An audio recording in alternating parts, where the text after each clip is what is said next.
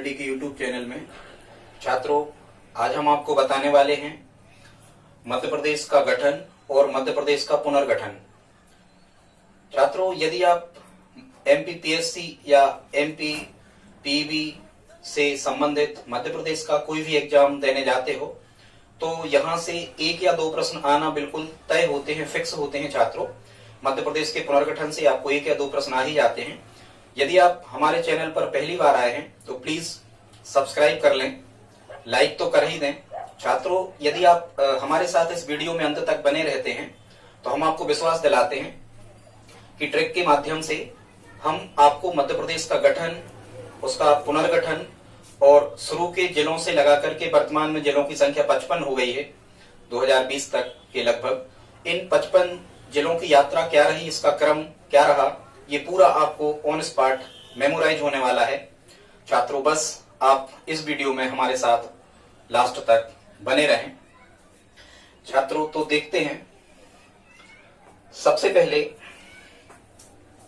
छात्रों, यहां पर जब भी हम मध्य प्रदेश का गठन या पुनर्गठन पढ़ रहे होते हैं तो हमें यहां से दो चीजों को पढ़ना होता है, क्योंकि मध्य प्रदेश का जो गठन हुआ ये 1 नवंबर 1956 को हुआ। आपको पता है मध्य प्रदेश अपना स्थापना दिवस 1 नवंबर 1956 को मनाता है। आपको पता होना चाहिए, हर बार 1 नवंबर को मध्य प्रदेश स्थापना दिवस मनाया जाता है। 56 में पहला मनाया गया था।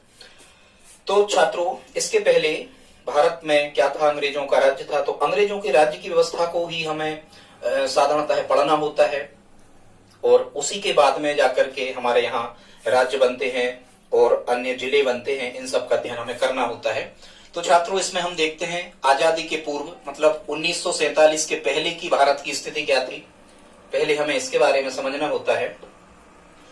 भारत की स्थिति जो थी आजादी के पहले, भारत जो था ये दो भागों में बटा हुआ था। इसके दो हिस्से थे। एक हिस्सा होता था जिनको हम कहते थे ब्रिटिश प्रांत, जिनको हम ब्रिटिश प्रांत कहते थे। छात्रों, ब्रिटिश प्रांत का अर्थ होता था जिन प्रांतों को, जिन राज्यों को अंग्रेजों ने जीता था, किसी न किसी राजा से युद्ध करके अंग्रेजों ने जीता था, वो कहलाते थे, वो ब्रिटिश प्रांत के अंतर्गत आते थे। इनमें मुख्यतः सेंट्रल प्रोविंस, बरार, बॉम्बे, बंगाल, उड़ीसा, असम आदि राज्य इसमें शामिल थे। फिर छात्रों, इसके बाद में आ जाते हैं हम देसी रियासतें। देसी रियासतें मतलब जिनने सहायक संधि व्यवस्था जो लॉर्ड वेलेजली ने चलवाई थी, सहायक संधि व्यवस्था जो लॉर्ड वेलेजली ने चलवाई थी, जिन राजाओं ने इस व्यवस्था को स्वीकार कर लिया था वो कहलाती थी देसी रियासतें। तो पूना, हैदराबाद, जूनागढ़, भोपाल आदि ये देसी रियासतें थी।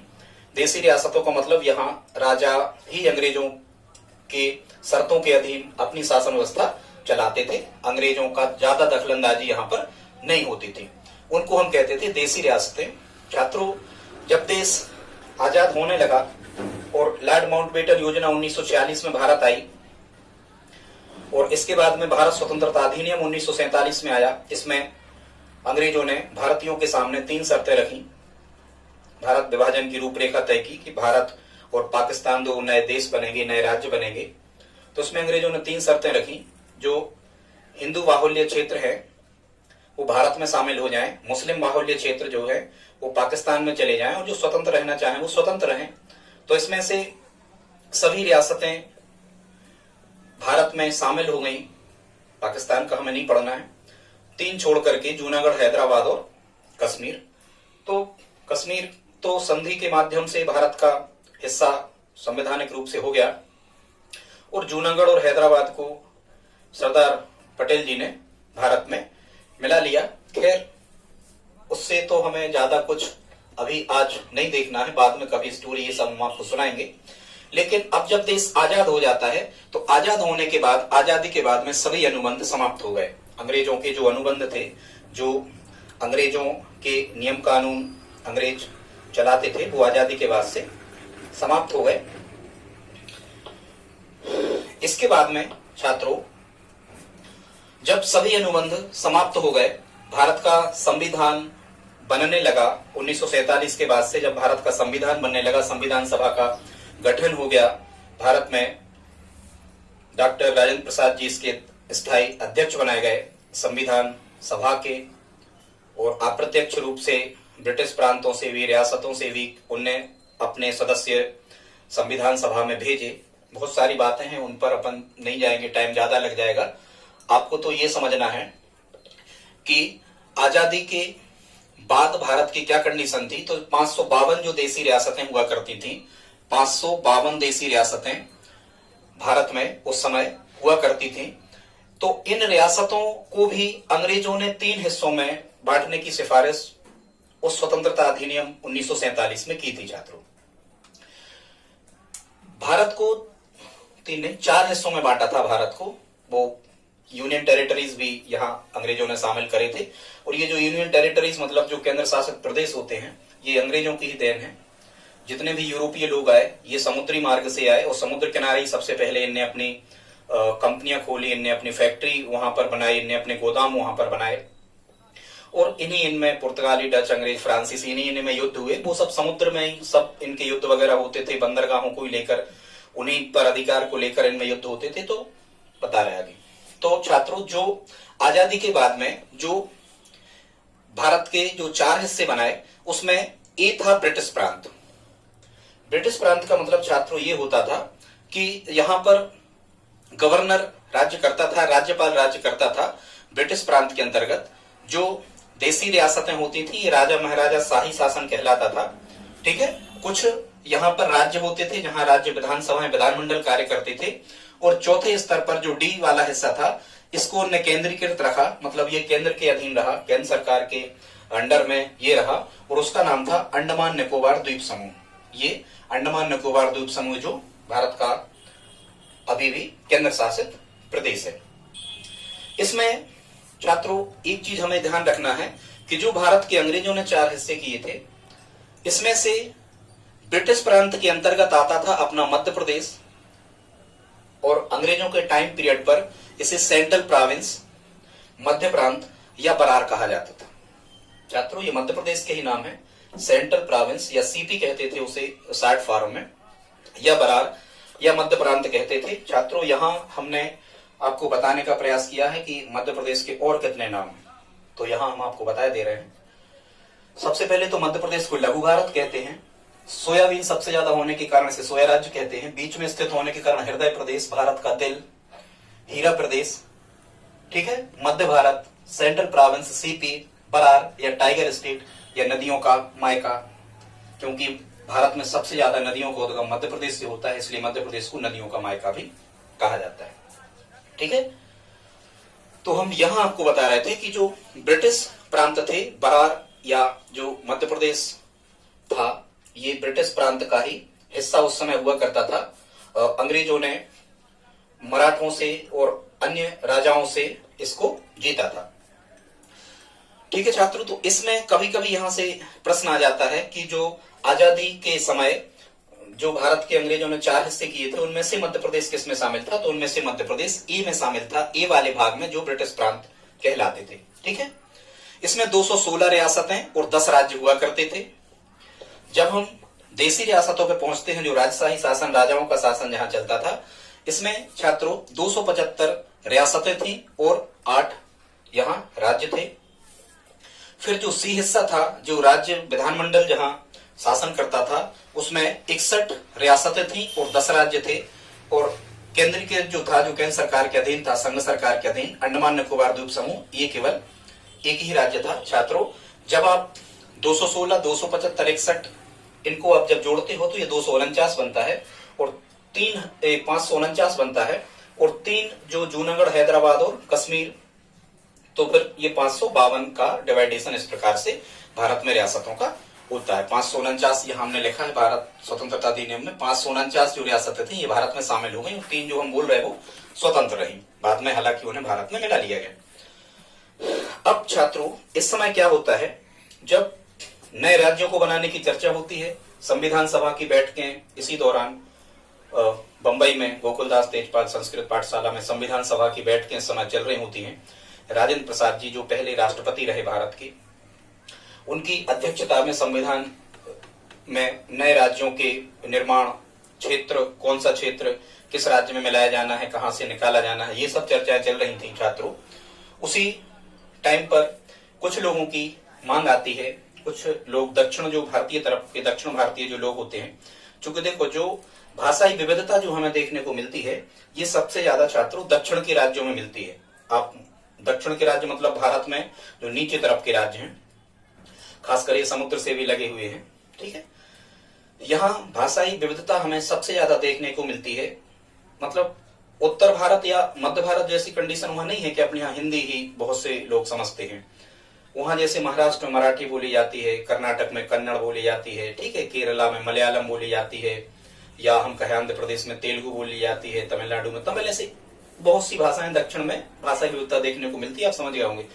तो यहाँ संविधान सभा की जब बैठकें चल रही होती हैं, उसी दौरान एक मांग उठने लगती है डॉक्टर राजेंद्र प्रसाद जी के सामने कि राज्यों का जो गठन किया जाए ये भाषाओं के आधार पर किया जाए, भाषाओं के आधार पर राज्य बनाए जाए, मतलब उन क्षेत्रों को उन राज्यों में मिला दिया जाए जो उस भाषा को बोलते हैं।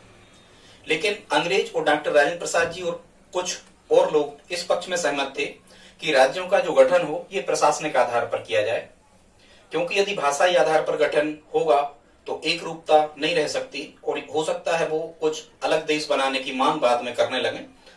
तो राजेंद्र प्रसाद जी ने इसका एक डिसीजन लिया, एक निर्णय उनने लिया। उनने सबसे पहले एक समिति का गठन किया जिसको हम कहते हैं एस के धर आयोग। क्या कहते हैं छात्रों? एस के धर आयोग। और ये जो एस के धर थे ये इलाहाबाद उच्च न्यायालय के रिटायर्ड जज थे। तो यदि कभी आपको ऐसा प्रश्न आ जाए कि राज्य पुनर्गठन करते समय सबसे पहला आयोग कौन सा था, तो प्रथम आयोग कौन सा था?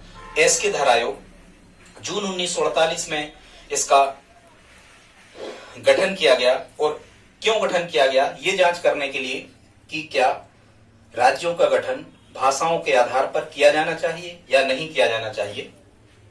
छात्रों, इसके बाद में जब इसने अपनी सिफारिशें सरकार के सामने, संविधान सभा के सामने इसने जब अपनी सिफारिशों को सौंपा तो क्या निष्कर्ष निकल के आया? इनने भाषाई आधार पर गठन होना चाहिए, इसको पूर्णतः इनने क्या कर दिया? नकार दिया। और क्या बात स्वीकृत करी कि इसका निष्कर्ष क्या निकला? इसका निष्कर्ष ये निकला कि भारत में राज्यों का गठन प्रशासनिक आधार पर होना चाहिए। प्रथम आयोग एस के धर आयोग की सिफारिश निकली कि भाषाई आधार पर गठन उचित नहीं है, प्रशासनिक आधार पर गठन होना चाहिए। जैसे ही इसने अपनी सिफारिशें यहां लागू की तो दक्षिण में कोई स्थानीय नेता का नाम निकल के आता है और उनका नाम था रमल्लू पोटा रमया। रमल्लू पोटा रमया ये भाषाई आधार पर राज्यों का गठन करने के लिए आंध्र प्रदेश से ये आंदोलन चला रहे थे। ये अनशन पर बैठ गए और 58 दिन लगातार अनशन करते हुए इनकी डेथ हो गई।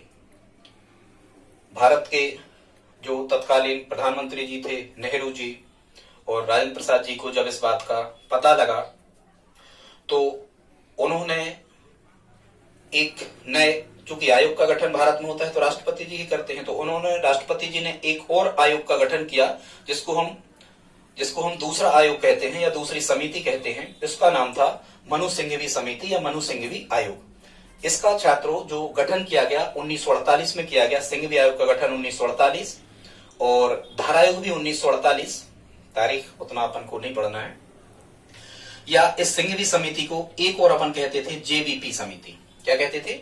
जेबीपी समिति। इसमें 3 सदस्य इस समिति में और थे, जवाहरलाल नेहरू जी, वल्लभ भाई पटेल जी और पट्टाभी सीतारामैया। 3 सदस्य और थे। यहां से भी प्रश्न कभी कभी बनते हैं कि सिंघवी आयोग के कौन कौन से सदस्य थे। आप ध्यान रखना, जवाहरलाल नेहरू, वल्लभ भाई पटेल और पट्टाभी सीतारामैया। 1948 में सिंघवी समिति का गठन इसमें होता है और इसने भी जो अपनी सिफारिशों को लागू किया, सिफारिशें बताई, लागू करना तो सरकार के हाथ में होता है। इसने भी अपनी जो सिफारिशें बताई तो इसने भी अपनी सरकार के समक्ष अपना निर्णय या निष्कर्ष सौंपा कि भाषाई आधार पर राज्यों का गठन नहीं होना चाहिए। ठीक है, लेकिन चूंकि राज्यों के आधार पर भाषाई आधार पर राज्यों का गठन होना था, दक्षिण भारत के लोग बहुत ज्यादा इसका विरोध कर रहे थे, तो फिर एक समिति का और गठन होना है, वो तीसरी समिति होती है छात्रों, उसका नाम है तीसरी समिति का फजल अली आयोग, या इसी फजल अली आयोग को हम कहते हैं राज्य पुनर्गठन आयोग। ध्यान रखना, फजल अली आयोग इसी का नाम है, ये भी रिटायर्ड जज थे। फजल अली आयोग या इसी को हम कहते हैं राज्य पुनर्गठन आयोग। छात्रों, इसमें ये त्रिसदस्यीय थी, 3 सदस्य थे, हृदयनाथ कुंजरू और के.एम. पणक्कर। हृदयनाथ कुंजरू और के.एम. पणक्कर ये पूछे जाते हैं छात्रों, अच्छे से आप नोट्स बनाते जाना, लिखते जाना। के.एम. पणक्कर और हृदयनाथ कुंजरू जो थे वो किस समिति से थे? फजल अली समिति से। ठीक है, कोई लॉजिक बना के आप इसे तैयार कर लेना। और इस फजल अली आयोग या इसको हम राज्य पुनर्गठन आयोग कहते हैं, इसका गठन हुआ था 1953 में। 2 वर्ष तक अध्ययन करने के बाद इसने 1955 में अपनी सिफारिशें सौंपी और इसने कहा कि भाषा के आधार पर ठीक है, अभी हाल में भाषाई आधार पर अभी हाल में राज्यों का गठन कर देना चाहिए। और इसी क्रम में छात्रों, भाषाई आधार पर गठित होने वाला जो प्रथम राज्य था वो आंध्र प्रदेश था। 1 अक्टूबर 1953 छात्रों, 1 अक्टूबर 1953 को भाषाई आधार पर राज्यों का गठन किया गया और भाषाई आधार पर बनने वाला जो प्रथम राज्य था वो आंध्र प्रदेश बना। ठीक है, किस आयोग की सिफारिश पर? फजल अली या राज्य पुनर्गठन आयोग की सिफारिश पर। ठीक है, और इसी टाइम पीरियड पर 1953 से 1956 के बीच में भारत में कितने राज्य बने? 14 राज्य बने भाषाई आधार पर। छात्रों, कितने राज्य बने? 14 राज्य बने। 53 से 56 के बीच में 14 राज्य बनते हैं, सभी के सभी भाषाई आधार पर गठित होने वाले राज्य बनते हैं। मध्य प्रदेश भी भाषाई आधार पर गठित होने वाला राज्य था। मध्य प्रदेश भी इन 14 राज्यों में शामिल था। 14 राज्य बनते हैं और 5 यहां से बनते हैं यूनियन टेरिटरीज, केंद्र शासित प्रदेश। यहां से कोई ट्रिक आप याद रख लेना, कौन से 5 केंद्र शासित प्रदेश उस टाइम पर बनते हैं। ये बनते हैं एमडी हटा। कोई एमडी डॉक्टर है तो कोई कह रहा है एमडी हटा, मतलब एम से मणिपुर। ठीक है, मणिपुर, हिमाचल प्रदेश, त्रिपुरा और अंडमान निकोबार द्वीप समूह, और डी से क्या बनता है? दिल्ली। ये 5 यूनियन टेरिटरीज बने, 14 राज्य बने। मध्य प्रदेश भी इसमें शामिल था। 1 नवंबर 1956 को मध्य प्रदेश का गठन हुआ, आपको हम बता चुके हैं। इसी के आधार पर आगे जिले बनते रहे, हालांकि एक बीच में जिला पुनर्गठन आयोग भी आना है 1998 में।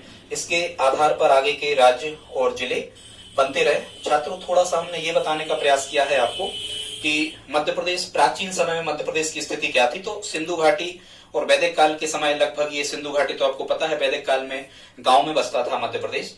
जब हम यहाँ महाजनपद काल में आ जाते हैं तो 16 जनपदें हुआ करती थी, इसमें से 2 जनपदें मध्य प्रदेश में थी, और वो कौन कौन सी थी? एक तो थी अवंती मतलब उज्जैन, और दूसरी थी चेदी। अवंती और चेदी महाजनपद काल में 2 महाजनपदें मध्य प्रदेश से हुआ करती थी, अवंती उज्जैन और चेदी खजुराहो छतरपुर मध्य प्रदेश में। ठीक है, ये 2 जनपदें अपने यहाँ हुआ करती थी, और ये सभी के सभी जो थे वो मगध राज्य जो था अपना, ये बिहार साइड का राजगृह वैशाली के आसपास का क्षेत्र, मगध के अंडर में हुआ करती थी। अपन कहते हैं कि अवंती का राज्यपाल या गवर्नर हुआ करता था अशोक। ठीक है, इस टाइप से जब अपन 17वीं 18वीं शताब्दी में मध्य प्रदेश में आ जाते हैं तो यहाँ बहुत से शासकों का शासन होता है। सिंधिया, होलकर, ठीक है, मुस्लिम शासक भी यहाँ होते हैं, मराठा शासक भी यहाँ होते हैं। मुस्लिम मतलब ये नवाब वगैरह भोपाल तरफ से, ऐसे बहुत सारे शासक, बघेल होते हैं, बुंदेलखंड में बुंदेला भी होते हैं, बहुत सारे शासक यहाँ होते हैं। और इसके बाद में फिर आपको पता है अंग्रेज आ जाते हो, फिर अंग्रेजों की व्यवस्था के बाद का हम ये अध्ययन कर रहे हैं। ठीक है छात्रों, अब हम देखते हैं कि आजादी के पूर्व जो ब्रिटिश प्रांत था, या जो ब्रिटिश प्रांत था, पहला हिस्सा जो ब्रिटिश प्रांत था, मध्य प्रदेश इसका हिस्सा था। अब इस ब्रिटिश प्रांत में जो अपना मध्य प्रदेश था, इस मध्य प्रदेश को 3 भागों में फिर से बांटा जाता है। मध्य प्रदेश को 3 भागों में फिर से बांटा जाता है, और वो 3 भाग कौन कौन से होते हैं? एक होता है पार्ट ए, मतलब 3 पार्ट बनाए जाते हैं। कहीं कहीं पुस्तकों में 4 पार्ट लिखे होते हैं छात्रों, पर जो ये महाकौशल प्रांत होता है जिसकी राजधानी जबलपुर होती है महाकौशल, ये इसी में पार्ट सी का ही हिस्सा था। क्लियर बात ये, ठीक है। तो जो पार्ट ए था मध्य प्रदेश का, इसमें आता था पार्ट ए के ये हिस्से आपको याद रखना है, और पार्ट ए के जो हिस्से थे ये मध्य प्रदेश में पूर्वी मध्य प्रदेश के लगभग थे। कहां के थे, जैसे हम यहां मध्य प्रदेश का नक्शा बनाए तो पूर्वी मतलब इस तरफ के जो हिस्से थे वो थे, जिसको हमने पार्ट ए में रखा था। इसमें आता था सेंट्रल प्रोविंस, बरार, बरार मतलब बंबई प्रांत का कुछ हिस्सा लगा हुआ था जिसे बरार कहते थे, मराठी भाषी यहां रहते थे। छत्तीसगढ़, छत्तीसगढ़ भी लगभग इसमें आता था, कुछ हिस्सा बघेलखंड का आता था। और इसमें शासन कौन करता था, ब्रिटिश आधिपत्य यहां पर था। इसके प्रमुख यदि पूछे जाएं, पार्ट ए के जो प्रमुख हुआ करते थे उनका नाम था पंडित रविशंकर जी शुक्ल, जो हमारे मध्य प्रदेश के प्रथम मुख्यमंत्री जी रहे। ठीक है, कौन थे, पंडित रविशंकर जी शुक्ल, ये इसकी अध्यक्षता कर रहे थे। इस पार्ट ए के प्रमुख थे। पार्ट ए की छात्रों राजधानी थी नागपुर। पार्ट ए की राजधानी क्या थी, नागपुर थी। ठीक है, ये हमने लिखा 1853 में अंग्रेजों ने ये बरार वाला जो हिस्सा था ये अंग्रेजों ने 1853 में जीत लिया था मराठों से। ठीक है, खैर अभी हमें उस पर नहीं जाना। तो पार्ट ए में आपको क्या याद रखना है कि सेंट्रल प्रोविंस बरार, छत्तीसगढ़, बघेलखंड का कुछ हिस्सा था। पंडित रविशंकर शुक्ल जो थे वो क्या थे, इसके प्रमुख थे। और ये 26 रियासतों को मिला के बनाया गया था पार्ट ए। छात्रों इसके बाद में जो पार्ट बी था, इस पार्ट बी में मध्य भारत के लगभग कुछ राज्य शामिल थे। और पार्ट बी के जो प्रमुख थे वो थे लीलाधर सेठ। पार्ट बी के प्रमुख कौन थे, लीलाधर सेठ। कैसे आप याद करोगे, सबसे ऐसा याद रखना कि भाई हम सब जब सो के उठते हैं तो सबसे पहले रवि के दर्शन करते हैं। तो यहां से रविशंकर शुक्ल शुरू में ये आता है, शुरू में हम रवि के दर्शन करते हैं। तो रविशंकर शुक्ल पार्ट ए के हो गए। पार्ट बी के जो अध्यक्ष थे या प्रमुख थे वो लीलाधर सेठ थे। और जो ये पार्ट बी बनाया गया छात्रों, जो पार्ट बी बनाया गया ये मध्य प्रदेश के नक्शे में ये पश्चिम की रियासतों को मिला के बनाया गया। कहां की, पश्चिम की रियासतों को मिला के बनाया गया। और पार्ट बी की जो राजधानी थी वो हुआ करती थी इंदौर और ग्वालियर दोनों, क्योंकि दो बड़े राजघराने यहां से थे, सिंधिया घराना और होलकर घराना।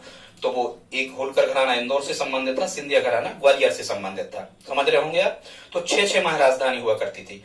ठीक है, 6 अपन ऐसा कह रहे हैं तो समझ जाना ये बीच की कंडीशन होगी। इसको मध्य भारत कहते थे।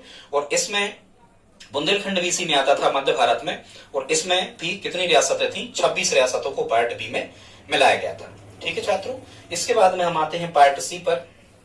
जो पार्ट सी था इसमें 36 रियासतों को मिलाकर के पार्ट सी बनाया गया था। यहाँ बघेलखंड का भी कुछ हिस्सा था, रीवा सतना तरफ का, ये कहलाता है बघेलखंड, रीवा सतना सीधी, ठीक है, ये कहलाता है क्या, बघेलखंड वाला हिस्सा। ठीक है, विंध्य प्रांत भी इसमें शामिल था। इसकी राजधानी, सी प्रांत की राजधानी हुआ करती थी रीवा। महाकौशल भी इसके अंतर्गत आता था, इसकी राजधानी हुआ करती थी जबलपुर।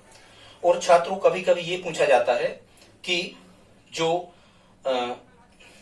मध्य प्रदेश के गठन के पहले जो भोपाल था, मध्य प्रदेश के गठन के पहले जो भोपाल था, ये जो मध्य प्रदेश के 3 पार्ट बनाए गए थे उनमें से किसका हिस्सा था, तो पार्ट किसका हिस्सा था, सी का था, भोपाल। ठीक है, और राजधानी पार्ट सी की क्या बनाई गई थी, रीवा बनाई गई थी। छात्रों ये जो भोपाल था ये 1 जून 1949 को ये भारत में शामिल हुआ था। ये नवाबों के अंतर्गत, नवाबों का अधिकार क्षेत्र में ये था। हमीदुल्लाह यहाँ का नवाब था जब 1 जून 1949 को भोपाल रियासत को भारत में विलय किया गया। और ये पूरी की पूरी कहाँ की थी, वैसे जब अपन कहते ना रीवा उत्तर प्रदेश से लगता है, रीवा राजधानी थी, तो ये उत्तर की रियासतें थी पूरी मध्य प्रदेश के नक्शा में। ये ऊपर की रियासतें जो थी वो पार्ट सी के हिस्से में थी।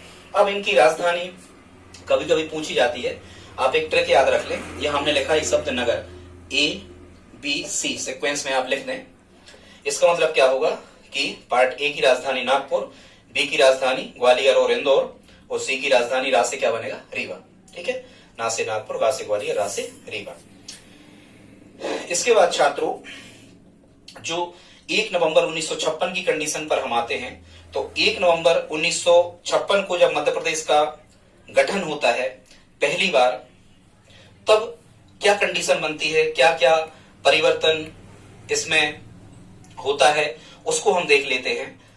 तो 1 नवंबर 1956 को मध्य प्रदेश का गठन हुआ। छात्रों, गठन और पुनर्गठन में अंतर है। गठन ये शुरुआती बात है, पुनर्गठन इसके बाद से होगा। ठीक है, पुनर्गठन इसके बाद से होगा मध्य प्रदेश का। तो इसमें क्या परिवर्तन हुआ अब हम ये देख लेते हैं। पहले तो आप ये समझ जाओ, जब 1 नवंबर 1956 को मध्य प्रदेश का पुनर्गठन हुआ था तो मध्य प्रदेश में 8 संभाग, ध्यान रखना बहुत इंपॉर्टेंट फैक्ट है, पूछा जाता है। जब मध्य प्रदेश की 1956 में कितने संभाग थे? 8 संभाग थे। 1956 में मध्य प्रदेश में कितने जिले थे गठन के समय? 43 जिले थे। ठीक है, और मध्य प्रदेश का गठन किस आधार पे हुआ था? प्रशासनिक या भाषाई? तो हम कहेंगे भाषाई आधार पे हुआ था। वो मध्य प्रदेश भारत में गठित होने वाला कौन सा राज्य था? 8वां राज्य था। ठीक है, कौन सा राज्य था? 8वां राज्य था। नेहरू जी ने इसे हृदय प्रदेश कहा था। सबसे पहले क्या कहा था? हृदय प्रदेश।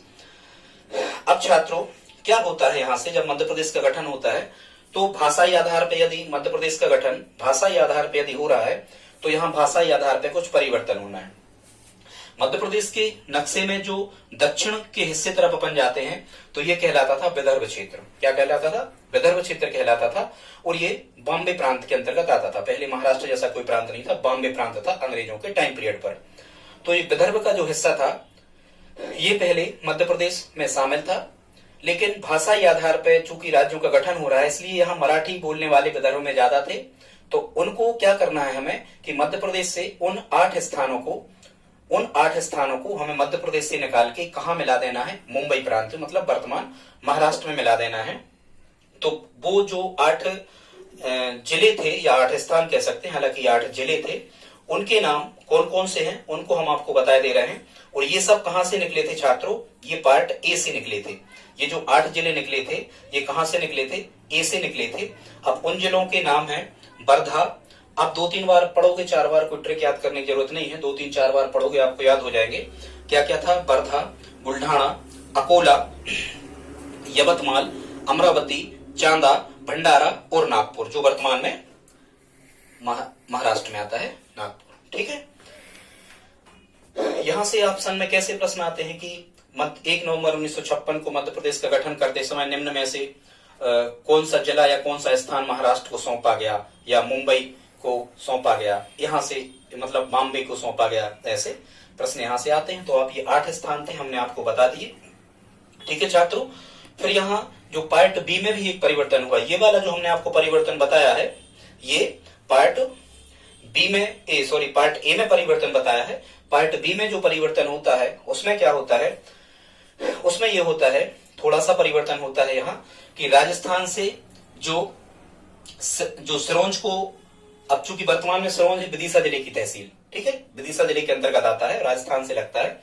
तो राजस्थान से सिरोंज को निकाल के मध्य प्रदेश में, वहां से लेके मध्य प्रदेश के विदिशा जिले में शामिल कर दिया गया। सिरोंज पहले राजस्थान के कोटा जिले में आता था।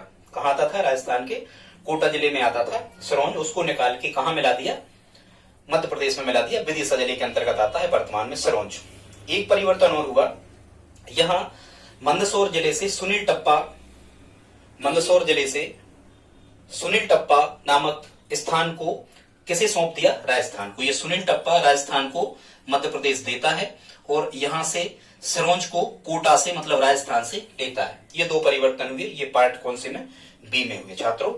और जो पार्ट सी था, ये पार्ट सी का जो हिस्सा था ये यहां हमने लिखा है बरार, छत्तीसगढ़, ये पूरा का पूरा ज्यों का त्यों मध्य प्रदेश में शामिल कर लिया गया। छात्रों, इसके बाद से मध्य प्रदेश के चूंकि अभी कितने जिले हैं? 43 जिले हैं। इन 43 जिलों से सन 2000 में छत्तीसगढ़ का गठन होना है और मध्य प्रदेश का पुनर्गठन फिर वहां से होना है। सन 2000 से छत्तीसगढ़ अलग राज्य बना और 55 राज्यों के बनने तक का जो क्रम है वो अभी और बाकी है। अब हम उसको देख लेते हैं। वो क्रम क्या रहा छात्रों? इसके बाद में क्या होना है? 26 जनवरी 1972 छात्रों, 26 जनवरी 1972। अच्छा, एक चीज और यहाँ हम आपको बता नहीं पाए, नागपुर पे तो चर्चा हो गई थी। कभी यदि ऐसा प्रश्न आता है कि राजधानी भोपाल के पहले मध्य प्रदेश की राजधानी क्या थी, तो भोपाल के पहले मध्य प्रदेश की राजधानी क्या थी? नागपुर थी छात्रों, भोपाल नहीं थी। भोपाल खुद सीहोर जिले के अंतर्गत आता था। ठीक है, हालांकि अब वर्तमान में सीहोर भी एक जिला है, लेकिन पहले जो भोपाल था वो सीहोर जिले के अंतर्गत आता था। ठीक है छात्रों, तो 1 नवंबर मध्य प्रदेश स्थापना दिवस मनाया जाता है। अब हम देखते हैं क्रम 1956 के बाद का। छात्रों, जब हम 1956 के बाद में कैसे जिले बढ़ते गए, कैसे निकल के और वहां चले गए, कहां? छत्तीसगढ़ में। छात्रों आगे देखते हैं। एक चीज आपको याद रखना होगी, यदि कभी आपसे ये पूछा जाए कि मध्य प्रदेश के गठन के समय कितने जिले थे, तो याद रखना आप 43 जिले थे। इंपॉर्टेंट फैक्ट है, 8 संभाग थे उस समय। अब हम बढ़ते हैं 43 जिलों से आगे की यात्रा, ये 55 जिलों तक हम कैसे पहुंचते हैं उसको अपन देख लेते हैं। यहां से भी प्रश्न बनते हैं छात्रों। फिर क्या होता है इसके बाद में? 26 जनवरी 1972, 26 जनवरी 1972 को फिर मध्य प्रदेश में 2 जिले बनते हैं। एक बनता है राजनांदगांव और एक बनता है भोपाल। बहुत इंपॉर्टेंट फैक्ट है छात्रों, कभी यदि आपको यहां से प्रश्न आते ही हैं, यहां से प्रश्न आते ही हैं। देखो, भोपाल राजधानी तो यही बन गया था 1956 में। यहां भोपाल जो था वो राजधानी बन गया था 1956 में, लेकिन अभी जिला नहीं बना है। ठीक है, भोपाल जिला कब बनता है? 1972 में। बहुत इंपॉर्टेंट फैक्ट है छात्रों, जब कभी एग्जाम में पूछा जाता है कि भोपाल जिला कब बना, 1972 में। 26 जनवरी 1972 को भोपाल मध्य प्रदेश का नया जिला बना। हालांकि यहाँ से 2 जिले बनते हैं। राजनांदगांव ये बनता है छत्तीसगढ़ में चला गया, हालांकि राजनांदगांव ये बनता है दुर्ग से अलग होके, ये बनता है दुर्ग से अलग होके। ठीक है, और जो भोपाल था ये भोपाल बनता है सीहोर से अलग होके। आपको पता ही है भोपाल पहले सीहोर में था। फिर हम आगे बढ़ते हैं 1972 से 8 साल और लग गए। यदि आप 1972 में जब 8 जोड़ रहे होंगे तो आ रहे होंगे 1980 में। 1980 में मध्य प्रदेश में 3 संभाग और नए बनते हैं, 3 संभागों का गठन और होता है। और वो जो 3 संभाग थे वो क्या थे? चंबल, बस्तर और होशंगाबाद। ठीक है, कुछ भी याद कर लेना, बल लगा के बस्ता होश में रखो, कुछ भी। चंबल, बस्तर और होशंगाबाद, और इसी होशंगाबाद का नाम बदलकर बाद में क्या कर दिया गया? नर्मदापुरम। ठीक है, और ये जो बस्तर था ये कहाँ चला गया? छत्तीसगढ़ में चला गया। चंबल अपने यहाँ मध्य प्रदेश में ही है। ठीक है छात्रों, तो ये 1980 में 3 संभाग बनते हैं। फिर हम आ जाते हैं 25 मई 1998। फिर 25 मई 1998, 3 संभाग बनने के 18 साल बाद 25 मई 1998 को एक और नई समिति का गठन होता है मध्य प्रदेश में। उस समिति का नाम है बीपी दुबे समिति, या इसी को हम कहते हैं, बीपी दुबे समिति को ही हम कहते हैं जिला पुनर्गठन आयोग। अंतर समझना, राज्य पुनर्गठन आयोग वो फजल अली वाला है 1953 में जिसका गठन हुआ था, और जिला पुनर्गठन आयोग का यदि आपसे पूछा जाए तो ये 1998 वाला है, 25 मई 1998 वाला है, बीपी दुबे की अध्यक्षता में। जब बीपी दुबे जिला पुनर्गठन आयोग के अध्यक्ष थे, जब ये रिपोर्ट सौंपते हैं तो ये अपनी रिपोर्ट में कहते हैं, और सरकार इनकी रिपोर्ट को मानती है कि मध्य प्रदेश में अभी 10 जिले और बनाए जा सकते हैं। क्योंकि आपको पता है जिलों की मांग लगातार बढ़ती जा रही होती है, जिलों की मांग। ठीक है, तो उस समय भी चल रही थी मांग, 10 जिले और बनाए जा सकते हैं छात्रों। तो यहां से जब 10 जिले और बनाए गए तो जो 6 जिले थे ये तो कभी पूछे नहीं जाते, 6 जिले चले गए छत्तीसगढ़ में। हाँ, और एक चीज और नहीं बता पाए, अभी 43 जिले थे 1956 में, जब राजनांदगांव और भोपाल बने तो जिलों की संख्या कितनी हो गई? 45। अब यहां से प्रश्न बनते हैं कि 26 जनवरी 1972 तक मध्य प्रदेश में कितने जिले थे? 45 जिले थे। ठीक है, और जब जिला पुनर्गठन आयोग 1998 में आया तो 1998 तक कितने जिले थे? तो 10 और बढ़ गए, 45 यहां हो गए थे। तो 45 के बाद में 10 जुड़े तो अब कितने हो गए? मध्य प्रदेश में 55 जिले हो गए। ठीक, यहां से 10 जो बनाए, 6 छत्तीसगढ़ में चले गए। देखो 6 यहां लिखा, ये 6 छत्तीसगढ़ में चले गए, 4 कहां रहे? 4 रहे अपने मध्य प्रदेश में। वो 4 कौन कौन से रहे उसकी भी ट्रिक है यहाँ पे। बस डीके, डीके किसी का नाम है, अपन कहते बस डीके, अब जिला और नहीं बनाओ। ठीक है, क्या कहते हैं भाई? दुबे जी कह रहे हैं बस डीके और जिले नहीं बनाओ।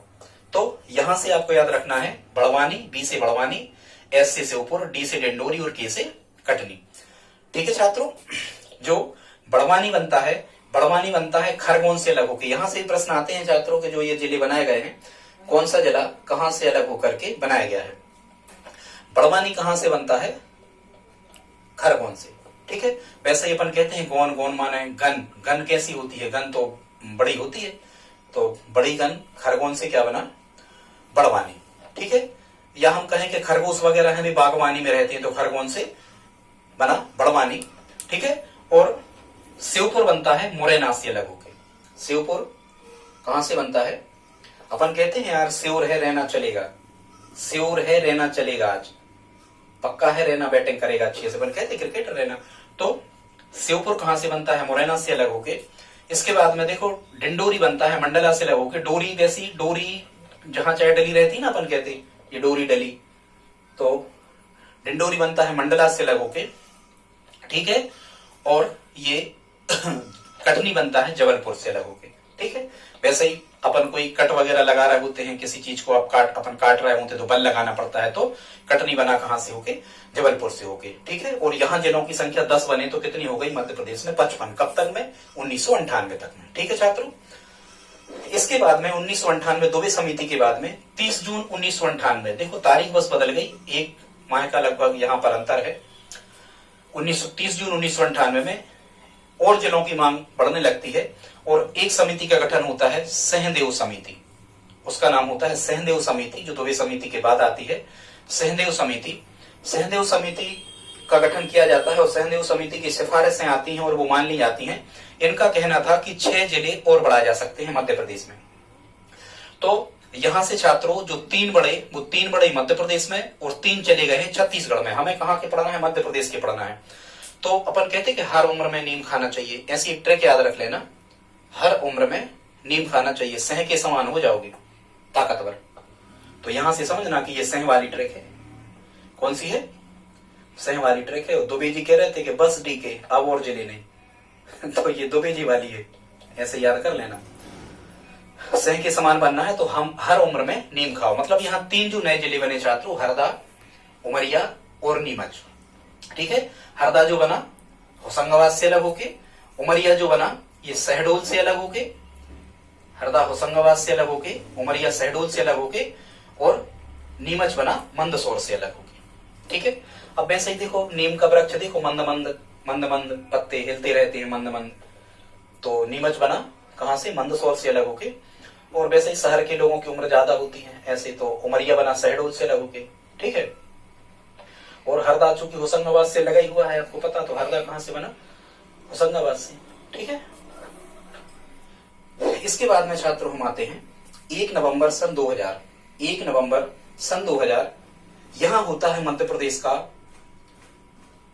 का पुनर्गठन। यहां होता है मध्य प्रदेश का पुनर्गठन 1 नवंबर सन 2000। यहां से क्या होता है? अच्छा, जिलों की संख्या हम आपको नहीं बता पाए कि जब यहाँ 55 जिले हो गए थे, 55 यहां तक हो गए थे।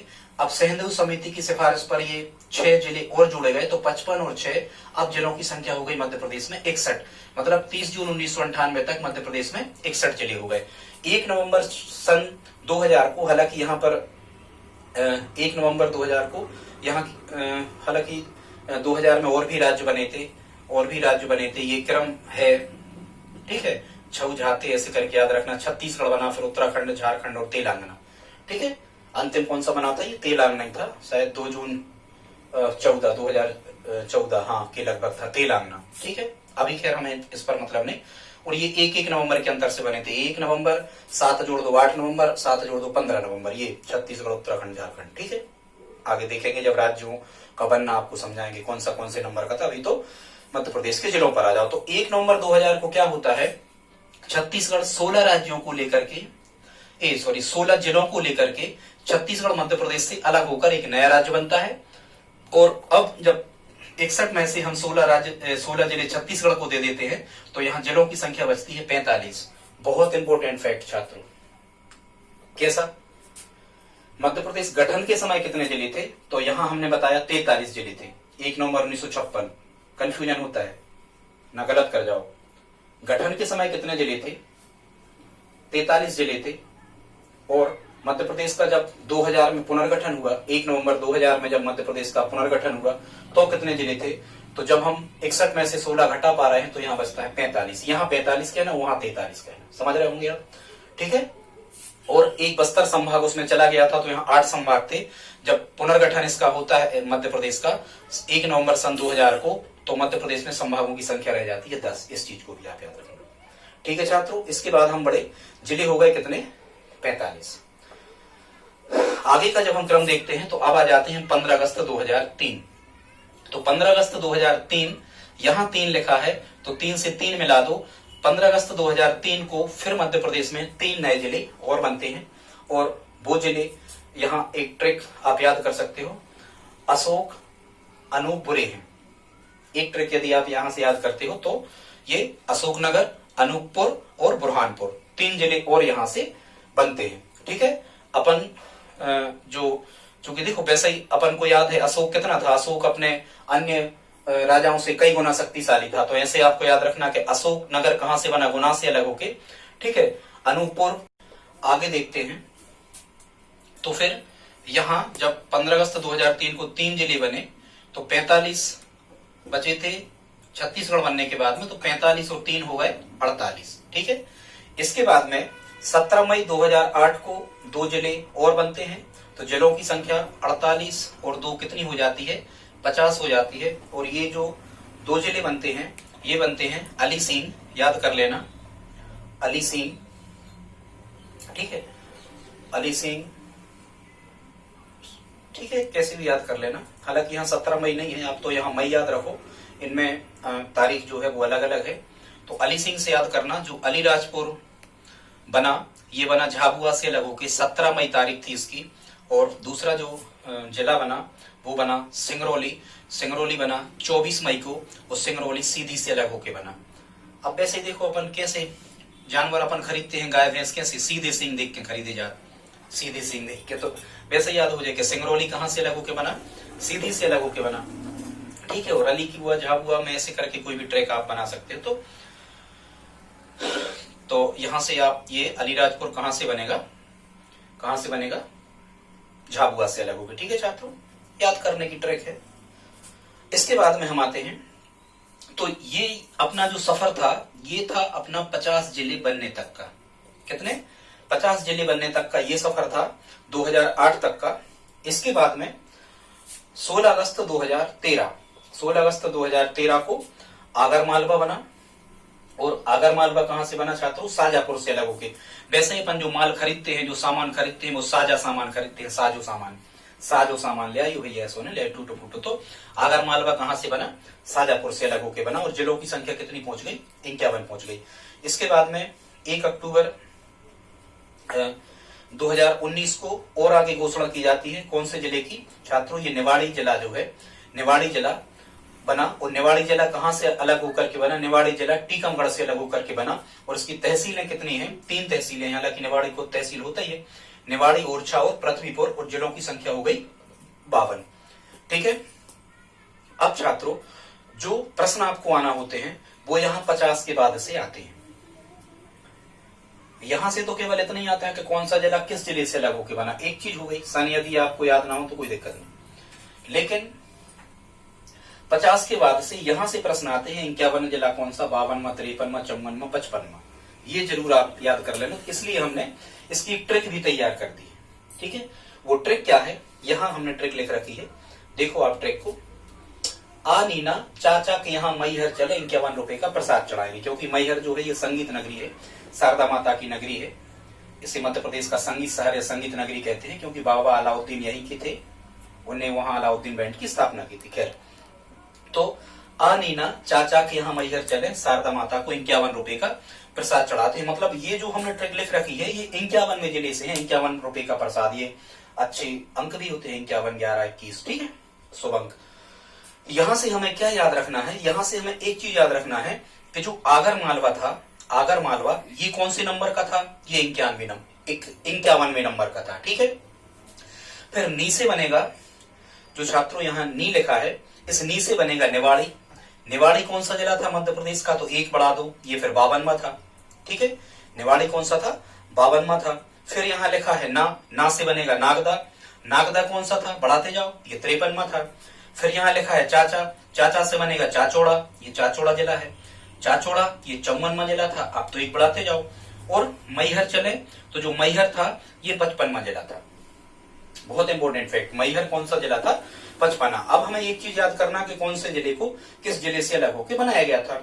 तो हम देखते हैं, सबसे पहले आगर मालवा की चर्चा हो गई थी, तो शाजापुर से साजा माल हमें लाना ही कहीं बाजार जाए तो, ठीक है। इसके बाद में निवाड़ी, निवाड़ी कहां से बना छात्रों, टीकमगढ़ से बना। देखो उड़ा यहाँ भी है, उड़ा यहाँ भी है, तो इसमें तो आपको याद करने की वैसे दिक्कत ही नहीं है। और वैसे ही कई लोग बहुत बड़ा टीका लगा लेते हैं, ठीक है, ऐसे करके भी आप याद रख सकते हो, ठीक है। तो निवाड़ी टीकमगढ़ से लघु बना। इसके बाद में जो नागदा बना ये उज्जैन से बना। आप कैसे याद रखोगे, हाँ, नागदा से एक चीज और आप ध्यान रखना, मध्य प्रदेश के जो भौगोलिक परिवर्तन हुआ है इन नए जिलों के बनने से, तो जो बाकी के जिले बने हैं यहां तो कोई परिवर्तन नहीं हुआ। और ये तो आपको पता ही है कि देखो सन 2000 के पहले मध्य प्रदेश जो था ये क्षेत्रफल की दृष्टि से भारत का सबसे बड़ा राज्य था। लेकिन जब 2000 में छत्तीसगढ़ अलग हो गया तो राजस्थान 1 पे पहुंच गया। उस समय राजस्थान 2 नंबर पर था क्षेत्रफल में, वो मध्य प्रदेश 2 नंबर पे पहुंच गया क्षेत्रफल में वर्तमान में। खैर, लेकिन यहाँ जो भौगोलिक परिवर्तन मध्य प्रदेश में हुआ है ये केवल इतना हुआ है कि उज्जैन से जो ये नागदा जिला बनता है, ये नीमच के ऊपर साइड ये राजस्थान से लगता है। नागदा, नागदा याद रखना, नाग है तो कोई फैला होगा ज्यादा, कुछ ऐसे जोड़ लेना। नागदा कहां से लगता है, राजस्थान से लगता है। मतलब इसके पहले राजस्थान से 10 जिले लगते थे, अब हमें याद कर लेना है कि राजस्थान से 11 जिले लगने लगे। नागदा भी राजस्थान से लगता है, एक चीज मेमोराइज आप कर लेना। तो नागदा कहां से बना, उज्जैन से। वैसे देखो जो जैन लोग होते हैं अपन को पता है, उनने नग्नता को स्वीकार किया। महावीर स्वामी जी ने ऐसे कठोर निर्णय लिए, इस टाइप से आप यहां बना सकते हो कि वो नग्नता को स्वीकार करता है जैन धर्म। तो ये नागदा कहां से बना, ये उज्जैन से होके बना। फिर छात्रों ये जो चाचोड़ा है, चाचोड़ा कहां से होके बना, गुना से। कैसे याद रखोगे भाई, कई अपन कहते हैं यार हमारा मकान तो उनसे कई गुना चौड़ा है, ठीक है, हमारा खेत उनसे कई गुना चौड़ा है, ऐसे करके। तो चाचोड़ा कहां से बना, गुना से अलग होके बना। चाचोड़ा में कितनी तहसीलें हैं, 2 तहसीलें बनेगी, राघोगढ़ और चाचोड़ा, ठीक है। और मैहर तो आपको पता ही है, ये मैहर तो ये सतना से अलग होके बना मैहर। और इसमें 3 तहसीलें रहेंगी। अभी ये फिक्स नहीं हुआ है, तहसीलों का संख्या यहाँ कहीं फिक्स नहीं हुआ है, चल रहा है आगर मालवा को छोड़ के। तो सतना में कौन कौन सी तहसीलें रहेंगी, उचहरा और रामनगर और सतना, 3 तहसीलें रहेंगी। तो इस प्रकार से छात्रों ये 55 जिलों का हमने आपको क्रम बताया। समय ज्यादा लग गया छात्रों, आपने यदि इतना समय दिया है तो सब्सक्राइब तो कर ही लें, और यदि सब्सक्राइब कर रहे हैं तो लाइक भी करना है। धन्यवाद।